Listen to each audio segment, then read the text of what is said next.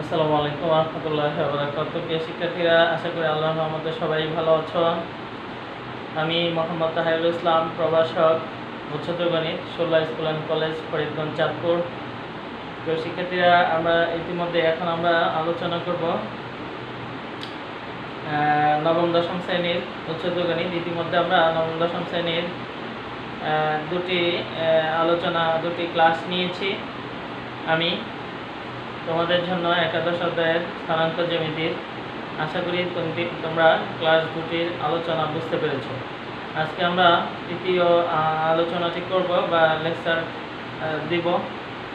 আশা করি তোমরা মনোযোগ সহকারে দেখবা এবং উপকৃত হবা। তার আগে আমি তোমাদেরকে একটি মেসেজ দিয়ে রাখি। তোমরা এতদিন যারা আমার চ্যানেলে গিয়ে সরাসরি ভিডিও দেখেছ বা দেখবা, এমডি তাহিরুল ইসলাম নামে নামটি চেঞ্জ হয়েছে গতকাল। তোমরা এখন থেকে চ্যানেলের নাম হলো পসিবল ইনস্ট্রাক্ট। ওকে, এই নামে চার্জ দিলে, ওই নামে চার্জ দিলে পাবা না। আমার ভিডিওগুলো এই নামে চার্জ দিলে চ্যানেলটি পাবা। এবং possible instruct, POSSIBLE INSTRUCT, possible instruct, এই নামে তোমরা দেখবা। ওকে, সবগুলো ভিডিওই আছে এখানে, শুধু নামটি চেঞ্জ হয়েছে। তো আশা করি তোমরা ভিডিওগুলো দেখছো এবং উপকৃত হচ্ছ। আজকে আমরা 11.2 এর যে একটা সমস্যা নিয়ে আলোচনা করি। দেখো, গত ক্লাসে আমরা কিভাবে ত্রিভুজের ক্ষেত্রফল, চতুর্ভুজের ক্ষেত্রফল বের করা যায় সেই সংক্রান্ত সূত্র দেখেছিলাম। দুটি সূত্র দেখলাম, যে পরিসীমা, অর্ধ পরিসীমা বের করে কিভাবে রুটা বড় ব্যাস, বিভিন্ন সূত্র আমরা দেখেছি ত্রিভুজের ক্ষেত্রফল বা চতুর্ভুজের ক্ষেত্রফল নির্ণয়, এবং শীর্ষবিন্দুগুলোর সাহায্যে একটি সূত্রের সাহায্যে দেখেছি। আজকে আমরা সেটা আরো প্রয়োগ করবো। তো দেখি সেই সূত্রগুলো আরো প্রয়োগ করার চেষ্টা করবো। দেখো, আজকে তোমাদের বইয়ে অঙ্কটি আছে যে একটি সামুদ্রিকের 4টি শীর্ষবিন্দুর স্থানাঙ্ক দেওয়া আছে, অথবা একটি চতুর্ভুজের, বলতে পারি একটি চতুর্ভুজে, দেখো ABCD চতুর্ভুজের 4টি শীর্ষবিন্দু দেওয়া আছে। আমাদেরকে দেখাইতে বলেছে যে এই 4টি শীর্ষবিন্দুগুলো একটি সামুদ্রিক শীর্ষবিন্দু। তার মানে আমাদের দেওয়া আছে 4টি শীর্ষবিন্দু চতুর্ভুজে, তাহলে আমাদের দেখাতে হবে এই চতুর্ভুজটা একটি সামুদ্রিক। এটা হলো প্রথমে দেখাইতে হবে। আচ্ছা, আমরা সামুদ্রিক দেখাতে হলে কি করতে হবে বলেছিলাম? সামুদ্রিক কাকে বলে? সামুদ্রিকের চিত্রটা হলো, তোমরা সকলেই জানো, অনেকটা এরকম। ওকে, তো এটা থেকে কি বোঝা যায়? যে বিপরীত বাহুগুলো পরস্পর সমান, কিন্তু কোনোখানেই কি নয়, সমকোণ নয়। হ্যাঁ, এই যে বাঁকা, একটু বাঁকা এরকম, এইটা হলো সামুদ্রিক। ওকে, এবং কর্ণদ্বয় পরস্পর সমান নয়। আচ্ছা, তাহলে আমাদের দেখাতে হবে বিপরীত বাহুগুলো পরস্পর সমান, এটা একটা দেখাইতে হবে। আর কর্ণদ্বয় সমান না, বিপরীত বাহুগুলো পরস্পর সমান, কর্ণদ্বয় সমান নয়, তাহলে সামুদ্রিক বলতে পারবো। আচ্ছা, আর কর্ণদ্বয় যদি সমান হয় তাহলে হবে আয়তন। আচ্ছা, এটা দেখাতে পারবো। তারপরে AC ও BD কোণের দৈর্ঘ্য নির্ণয় করো, সেটাও আমরা করতে পারবো দূরত্ব সূত্র দিয়ে। আমাদের এগুলো আমরা দূরত্ব সূত্র দিয়ে করতে পারবো। সামুদ্রিক ক্ষেত্রফল, তারপর 3 নাম্বার, দেখো 3টে অংশ এখানে আছে, এজন্য আমি সমস্যাটা তোমাদের জন্য করিয়ে দিচ্ছি। সামুদ্রিকের ক্ষেত্রফল ত্রিভুজের মাধ্যমে 3 দশমিক স্থান পর্যন্ত নির্ণয় করতে বলেছে। আচ্ছা, এই যে 3 দশমিক স্থান পর্যন্ত, আমি এটা একটু বলি তোমাদের। এটাকে বলা হয় দশমিকের আসন্ন মান। তোমরা বের করতে পারো কিনা জানি না। মনে করো তুমি রেজাল্ট কি পাইলা, 15.5671 এরকম, অথবা আরো পাইলা 6। তাহলে এখানে তুমি ত্রিভুজের ক্ষেত্রফল পাইলা কয়েক দশমিক, 5 দশমিক পর্যন্ত। তোমাকে বলছে 3 দশমিক পর্যন্ত নির্ণয় করা। এটা আমি তোমাদেরকে শিখিয়েছি, তারপর আবার বলছি। দেখো, 3 দশমিক বলে, এগুলোকে বলা হয় দশমিকের আসন্ন মান নির্ণয়। তুমি যদি 3 দশমিক পর্যন্ত রাখতে চাও, তার মানে তোমাকে দশমিকের পরে 3 ঘর রাখতে হবে। 2 ঘর রাখলাম, 3 ঘর। এখন 3 নাম্বার ঘরটা রাখার ক্ষেত্রে আসন্ন মান নির্ণয় করার পদ্ধতিটা হলো, তুমি 3 নাম্বার ঘরে রাখবা, বাকিগুলো বাদ দিয়ে দিতে হবে। বাদ দেওয়ার সিস্টেমটা হলো, নিয়মটা হলো, তুমি 4 নাম্বারে যে অঙ্কটা আছে, সেই অঙ্কটা যদি 5 থেকে শুরু করে 9 এর যে কোনো একটি সংখ্যা হয়, তাহলে সেটি বাদ দিয়ে আগেরটির সাথে 1 যোগ করতে হবে। আর যদি 1 থেকে 4 এর মধ্যে যে কোনো একটি হয়, তাহলে সেটি অত বাদ যাবে, আর যোগ করা লাগবে না। তাহলে এই ক্ষেত্রে হবে 5 6 7। আশা করি বুঝতে পেরেছো। তাহলে আবার বলি, তুমি যেই পর্যন্ত রাখবা, মনে করো 3 দশমিক পর্যন্ত রাখবে, তাহলে 3 নাম্বার অঙ্ক পর্যন্ত রাখতে হবে। তো 4 নাম্বার থেকে বাদ দিতে হবে, যেখান থেকে বাদ দিবা, যে ঘর থেকে বাদ দিবা সেই ঘরের অঙ্কটি যদি 5 থেকে শুরু করে 9 এর যে কোনো একটি হয়, তাহলে আরেকটির সাথে 1 যোগ করে নিতে হবে।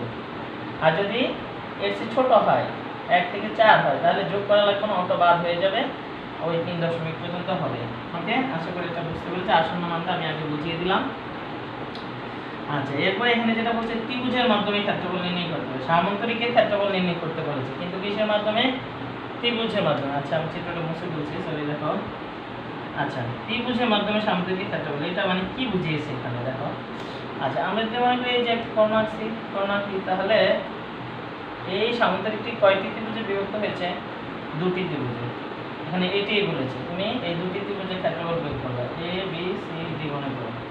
তাহলে এ বি সি ত্রিভুজের ক্ষেত্রফল বের করবা, এ বি সি ত্রিভুজের ক্ষেত্রফল বের করবা। এখন এটার ক্ষেত্রে আমাদের সহজে বের করা যাবে, কারণ আমরা A B B C A C A D D C আগেই কিন্তু বের করে ফেলবো।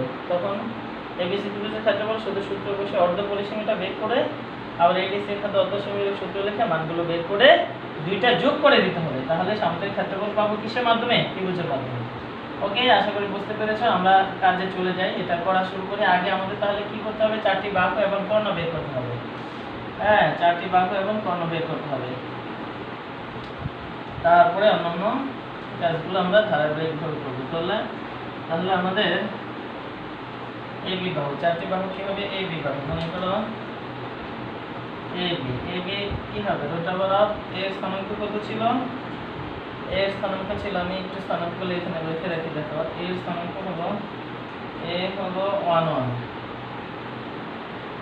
1 1, বি হলো 4 4, সি হলো 4 8, ডি হলো 1 5। ওকে, এই তাহলে এ বি হবে আমাদের 4 - 1 whole square plus 4 - 1 whole square root over of 3 square plus 3 square root over of 18, তার মানে 3 রুট 2, মানে যখন 18 তো তাহলে 9 বর্গমূল 3 রুট 2 আছে। তারপরে বিসি সমান কি হবে? Root over of 4 - 4 whole square plus 8 - 4 whole square root over এটা 0, তাহলে এটা হবে 4 স্কয়ার, তার মানে 4, হ্যাঁ 4 হবে। তারপরে CD root over of 1 - 4 whole square plus 5 - 8 whole square equal to root over of -3 whole square plus 8 - 3 whole square, তার মানে কি দাঁড়ালো? রুট ওভার অফ 9 9, 9 9, তার মানে 18, তার মানে কত? 3 root 2। AD root over of 1 - 1 whole square plus 5 - 1 whole square root over of 1 - 1 0, 5 - 1 4 square, তার মানে 4। আচ্ছা, তাহলে দেখো আমাদের হয়ে গেছে। আমরা যদি এই যে এডি আর সিডি সমান, আবার বিসি আর এডি সমান, বিপরীত বাহুগুলো সমান পাইলাম, তাহলে এখন হয়তো আয়ত অথবা সামান্তরিক। এবার আমরা কর্ণ বের করতে হবে। তাহলে কর্ণ কি হবে? A B C D, AC R BD, AC R BD. তাহলে এসি আর বিডি বের করি, তাহলে আমরা বিপরীত বাহুগুলো কি পেয়ে গেলাম? সমান পেয়ে গেলাম। এবার আমরা এসি আর বিডি বের করি। তাহলে বিপরীত বাহু একটা হলো 3, একটা দুইটা মান হলো 3 রুট 2, আর একটা হলো 4 4, আর দুটো হলো 4 4। ওকে, আচ্ছা, এবার কর্ণ একটা কি? এসি, তাহলে এসি কি হবে? 4 - 1 whole square plus 8 - 1 whole square equal to root over of 3 square plus 7 square root over of 49 আর 9 58। ওকে, 58, তাহলে 58 পাইলাম। আচ্ছা, তারপরে বিডি সমান কর্ণ কি হবে? বিডি কত হবে? 1 - 4 whole square plus 5 - 4 whole square root over of -3 whole square plus 1 square, তার মানে রুট ওভার অফ 9 + 1 10। তাহলে দেখো কর্ণদ্বয় সমান নয়, তাহলে যেহেতু বিপরীত বাহুগুলো আমরা লিখব, যেহেতু বিপরীত বাহুগুলো সমান এবং কর্ণদ্বয় অসমান, সুতরাং শীর্ষবিন্দুগুলো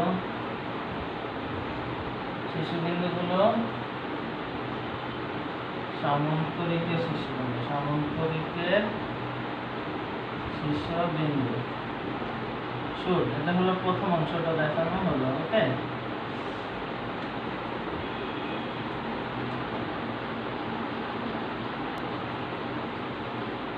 আমরা প্রথম অংশটা শেষ করলাম। তাহলে প্রথম অংশটা দেখানো হলো যে বিপরীত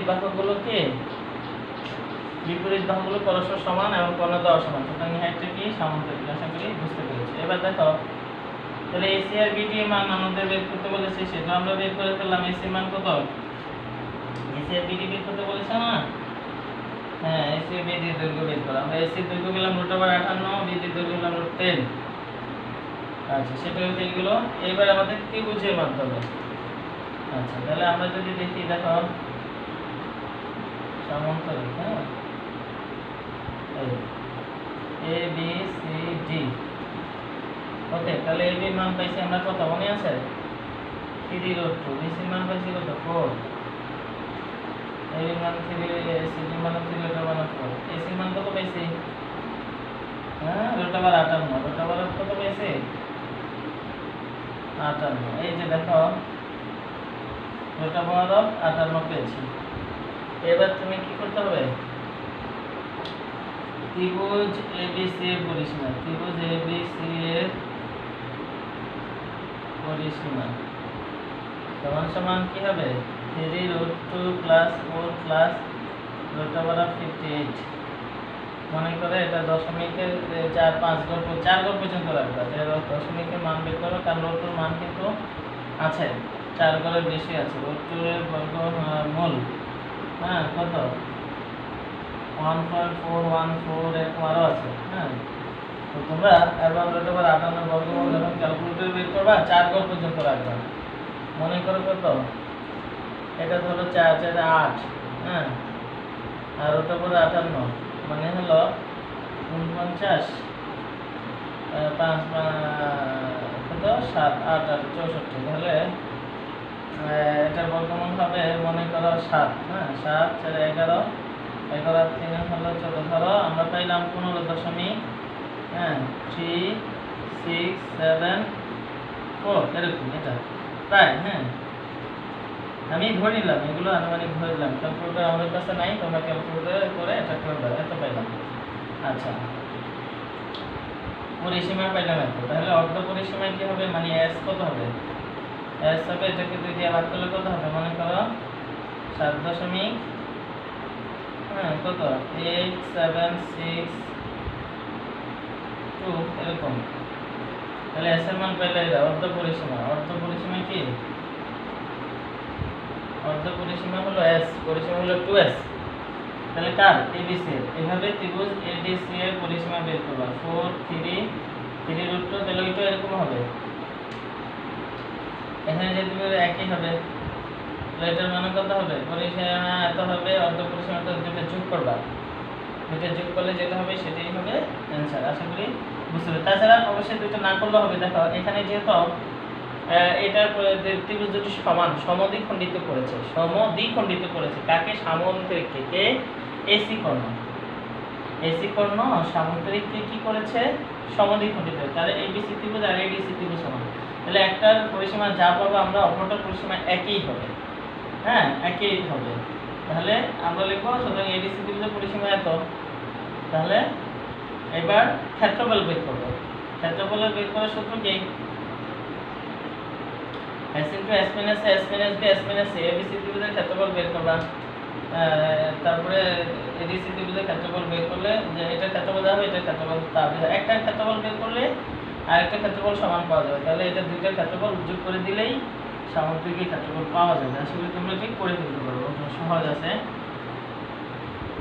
আচ্ছা, তারপরে দেখো তোমাদের বইয়ে আমরা আরেকটি সমস্যার সমাধান করি। তারপরে আছে দেখা উঠে এত বিন্দুগুলো একটা আয়তের চারটি সীমা, তাহলে আয়তের শেষ বিন্দু একইভাবে আমরা দেখাতে পারি কর্ণদ্বয়ের দৈর্ঘ্য আয়তনটির ক্ষেত্রফল নির্ণয় করে। একইভাবে কর্ণদ্বয়ের দৈর্ঘ্য বের করতে পারবো আমরা এবং আয়তটির ক্ষেত্রফল। কর্ণদ্বয়ের দৈর্ঘ্য বের করবো, যেহেতু বলেছে আয়ত, তাহলে এটা আয়ত হবে। আয়তের ক্ষেত্রফলের সূত্র তো সহজ, দৈর্ঘ্য গুণ প্রস্থ, দৈর্ঘ্য গুণ প্রস্থ আমরা পেয়ে যাবো। আচ্ছা, তারপরে আমরা যেটা করবো দেখো, তিনটি বিন্দুর স্থানাঙ্ক তোমাদের দেওয়া আছে, তিনটি বিন্দুর স্থানাঙ্ক। এরপরে যে সমস্যাটির সমাধান করবো আমরা, তিনটি বিন্দুর স্থানাঙ্ক, তিনটি বিন্দুর স্থানাঙ্ক,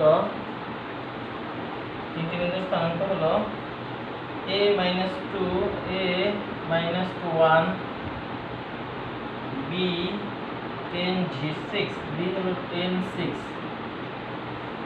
এবং c a - 6 এবং c এর স্থানাঙ্ক হলো a - 6। Okay, a - 6। এরপর বলেছে ab সমান bc হলে a এর সম্ভাব্য মান গুলো নির্ণয় করো, সম্ভাব্য মানগুলো নির্ণয় করে একটি অংশ। তারপর আবার বলেছে এর সাহায্যে যে ত্রিভুজ গঠিত হয় এর ক্ষেত্রফল, মানে এর মান হচ্ছে এর সাহায্যে যে ত্রিভুজ গঠিত হয় তার ক্ষেত্রফল নির্ণয় করো। ওকে, দুটি অংশ। প্রথম আমাদের এর মানগুলো বের করতে হবে, তারপরে এর মান এখানে বসাইয়ে তার সাহায্যে ক্ষেত্রফল। তা আমরা সহজে, যেহেতু দেওয়া আছে কি ab সমান bc, তাহলে আমরা এখান থেকে এর মান বের করতে হবে। আমরা লিখি, প্রশ্নের মধ্যে দেওয়া আছে ab সমান bc, তারপর দূরত্ব সূত্র দিয়ে ab মান bc মান বের করব। কি লিখবো, দেওয়া আছে কি ab সমান bc, দেওয়া আছে ab সমান bc, তাহলে এর স্থানাঙ্ক কত, a হলো -2 1, b হলো 10 6, c হলো a - 6,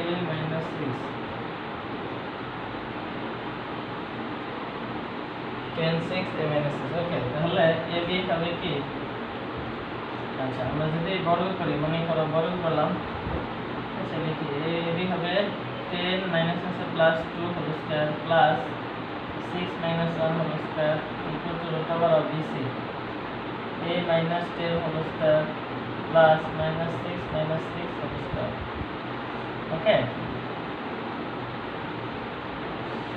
আচ্ছা এবার যদি বর্গ করি, বর্গ করলে স্কয়ার রুট চলে যাবে, তাহলে আমার এখানে থাকবে 12 স্কয়ার 144 প্লাস 5 - 6 - 1 5 স্কয়ার 25, এখানে a square -20a plus 100 plus এখানে হবে 144 12 -6 - 12 মানে হবে 144 -12 এর বর্গ 144, তাহলে বর্গ করছি প্লাস এগুলো সূত্র বানালাম। আশা করি তোমরা বুঝতে পেরেছো। 12 এর বর্গ কত, 144। এবার 144 144 উভয় পক্ষ থেকে বাদ দেওয়া যায়, তাহলে থাকবে a square -20a plus 100 -25 equal to 0, -20a plus 75 equal to কত। আচ্ছা এবার আমরা কি বের করতে পারি, a square -15a 5 15 75 -5a plus 75 equal to 0, বা a কমন নিলে a -15 এবং -5 কমন নিলে a -15 ইকুয়াল টু কত 0, বা a -15 into a -5 equal to কত হলো 0। তাহলে এর মান আমাদের কত হবে, দুটো হবে। এর মান কত হবে, একটা হবে 5 আর একটা হবে কত 15, একটা হবে 5 আর একটা হবে 15, তাহলে আমরা এই দুটো মান পেলাম। তাহলে আমরা বলছি এর সম্ভাব্য মান কয়টা, সুতরাং এর মান কত হলো 5 15, এর মান কত হলো 5 15, সুতরাং এই ইকুয়ালটা হলো 5 আর একটা হলো কত 15, 5 আর কত 15। তাহলে এখানে এই 6 ছিল, এই ছিল কত, এই ছিল -2 1, b ছিল 10 6 আর c ছিল a মাইনাস 6, তাহলে এর মান পেলাম 5 আর মাইনাস 6। এই এখন হয়ে যাবে এটা, একটা হয়ে যাবে। তাহলে এবিসি এবার বলেছে এর মানের সাহায্যে ত্রিভুজ গঠিত হয়, তার ক্ষেত্রফল নির্ণয়। তাহলে আমরা এবার ত্রিভুজের সাহায্যে ক্ষেত্রফল নির্ণয় করব। ত্রিভুজের সাহায্যে কি নির্ণয় করব? ক্ষেত্রফল। এখন এখানে ক্ষেত্রফলটা কোনো পদ্ধতির উল্লেখ না থাকলে আমরা এগুলো বসাই, হ্যাঁ, অথবা বাহুর দৈর্ঘ্য বের করে করতে পারবো, একটু বড় হবে, যেভাবে করো কোনো সমস্যা নাই। অথবা ওই যে স্থানাঙ্কের সাহায্য করতে পারি। তার জন্য বিন্দুগুলো আমাদেরকে কি করতে হবে? স্থানাঙ্কে বসাইতে হবে। আমরা দেখি কোথায় হয়। এ হলো -2 1, -2 1 আমরা ধরে নিলাম এখানে, এটা হলো এ, এটা হলো কি এ। 10 6, 10 6 মনে করে এখানে 10 6, এটা হলো কি বি।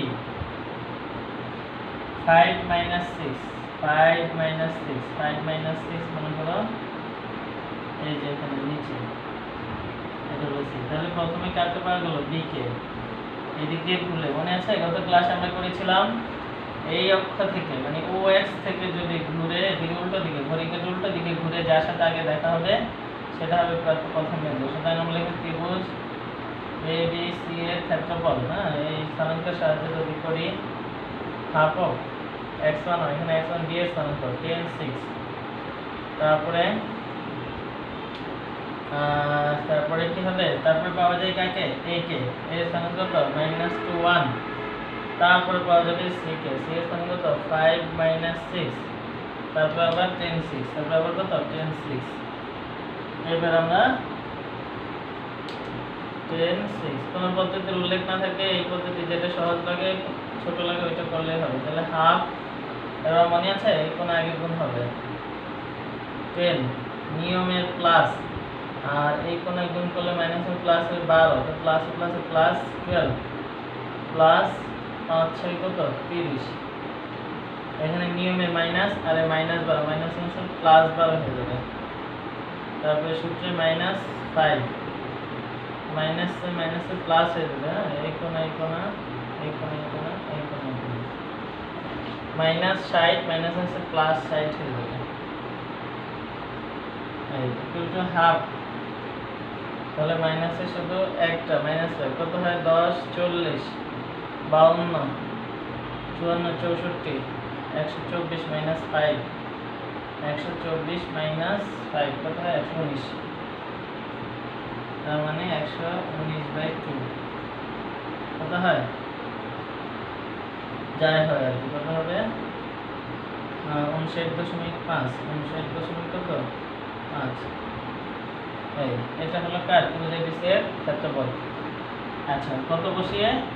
5 বসিয়ে, এর মান 5 বসিয়ে, এর মান যদি 15 বসাই তাহলে আরেকটা ক্ষেত্রফল পাবো। তোমরা সেটা নিজেরা করে নিবে। ওকে, আশা করি বুঝতে পেরেছো। আর ইচ্ছা করলে তুমি তিনটি বাহুর দৈর্ঘ্য বের করবা পরিসীমার সূত্র দিয়ে, অথবা s * s - a s - b s - c, সেই সূত্রের সাহায্যে এটা করতে পারবো। ওকে, আচ্ছা, তারপরে দেখো আমরা এরপরে আমাদের যেটা আছে, দেখো এখানে বলেছে তোমাদের ওই অঙ্কটা আছে যে তিনটা শীর্ষবিন্দু দেওয়া আছে, সেখানে তোমাদের বলেছে কি,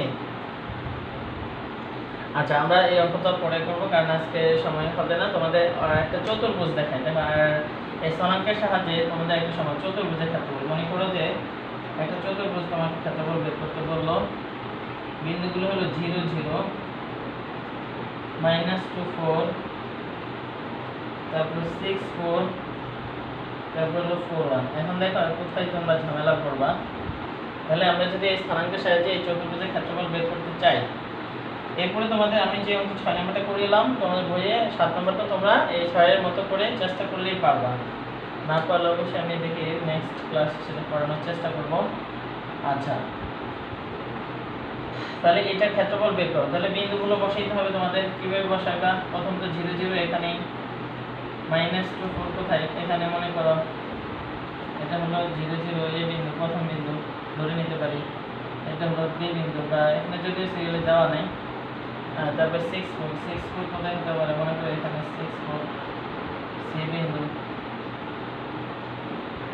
হ্যাঁ, সি বিন্দু মানে 3 নম্বর। 4 1 কোথায়? এখানে হতে পারে বি বিন্দু। এই হলো মনে করো চতুর্ভুজ। তাহলে এখানে প্রথমে কাকে পাওয়া যাবে? ডি কে। কিন্তু আমরা 0 0 কে, কিন্তু আমরা এই ক্ষেত্রে যদি 0 0 থাকে তাহলে 0 0টাকে আগে নেব, তারপরে যেটা আসে সেটা নেব। 0 0টাকে আগে নেব। তাহলে আমরা লিখব চতুর্ভুজ। হ্যাঁ, চতুর্ভুজ এ বি সি ডি এর ক্ষেত্রফল লিখে আগে কি লিখব? 0 0টাই লিখব। তারপরে লিখব কি আসে? 4 1। তারপরে আসে 6। সি কত? 6 4। হ্যাঁ, তাহলে 0 0 আগে, 0 0 আগে, তারপরে 4 1, তারপরে 6 4, তারপরে -2 4। হ্যাঁ, 0 0 পরে এটা, এটা পাওয়া যায় -2 4, তারপর আবার 0 0। এই এভাবে করতে হবে। তাহলে যদি 0 0 থাকে 0 0টাকে আগে নিতে হবে। এবার আমরা আগের মতো কাজ করলে হয়ে যাবে। কত হবে? প্রথম হবে 0, তারপর হবে 16 plus 24 minus 0 minus 0 minus 6 plus 8 minus 0। ওকে, কত হয় দেখো তো? 16 আর 24 40, 48 মাইনাস 6 তার মানে 42 42। তাহলে হাফ ইন্টু 42 21 বর্গ একক।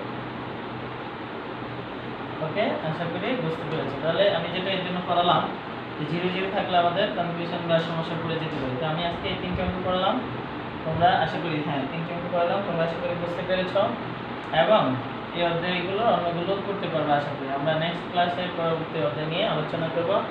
আজকে পর্যন্ত সবাই ভালো থাকবা। আর যারা ইউটিউব চ্যানেল দেখে ভিডিও দেখতেছো তোমরা আশা করি দেখবা। চ্যানেলের নাম পরিবর্তন করে রাখা হয়েছে কি তোমরা এখন ফাজিবল ইনস্ট্রাক্ট। হ্যাঁ, আগে বলেছি, দেখে নিবা। তো আল্লাহ হাফেজ, সবাই ভালো থাকবা।